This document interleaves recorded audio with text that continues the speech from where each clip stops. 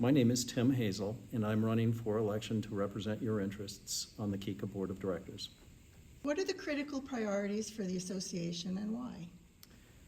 The critical priorities for KICA include fostering transparent, member-centric government and ensuring that deliberative processes are conducted openly and responsibly.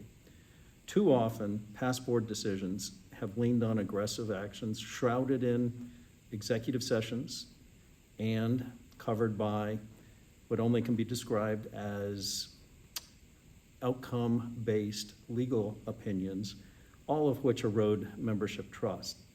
My focus would be to foster fiduciary responsibilities by promoting balanced, well-reasoned decisions grounded in inclusivity, sustainability, and transparency.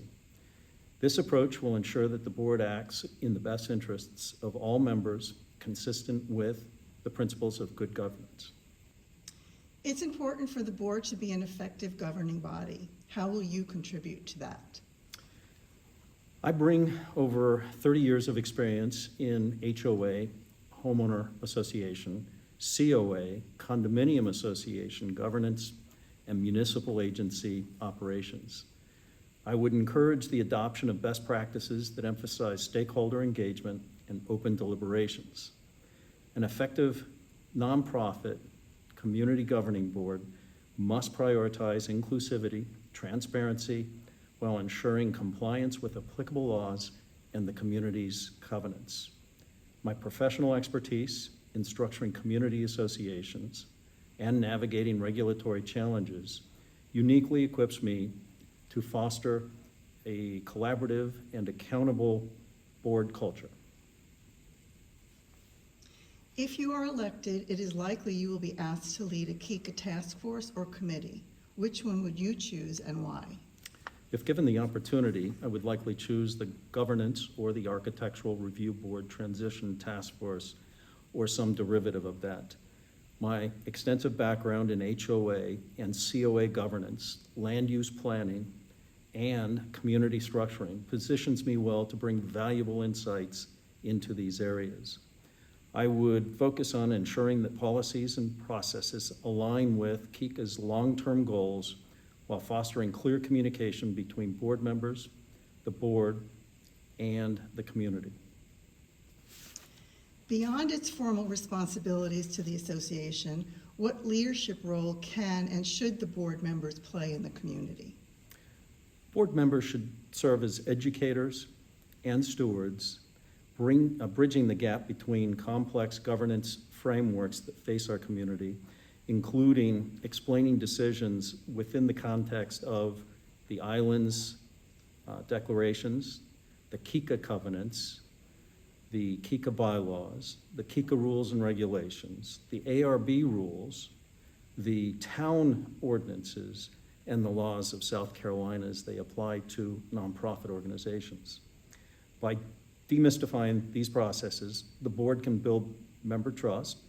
Additionally, board members should carefully justify any use of executive sessions and ensure that they are used appropriately.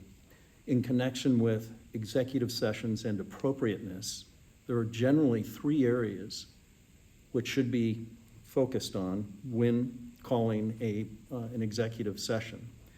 And those are, 1, receiving legal advice from a lawyer in the context of an ongoing lawsuit or threatened lawsuit, not to receive advice from a lawyer as to the meaning of the community's documents.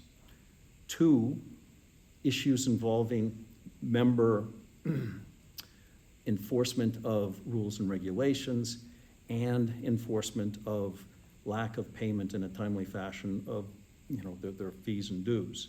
And finally, the 3rd category is in connection with personnel matters. Those 3 areas are the only areas that should be used, and when the board calls an executive session, the board needs to explain to the community which of those 3 areas relate to what is going to be discussed in the executive session. And by doing that, I think that we can build better trust and better understanding with the community as to what's going on. Tell us something about yourself that most members wouldn't know. I played soccer in college. I lettered all 4 years and continued to play soccer as a goalie for 20 years after college. I played up until my 40s for various teams in Cleveland and Pittsburgh, including the Cleveland Cobras. And it wasn't until my 40s when I decided to hang up my spikes, which I think my wife was relieved because of the number of times we spent going to ERs to take care of soccer-related injuries.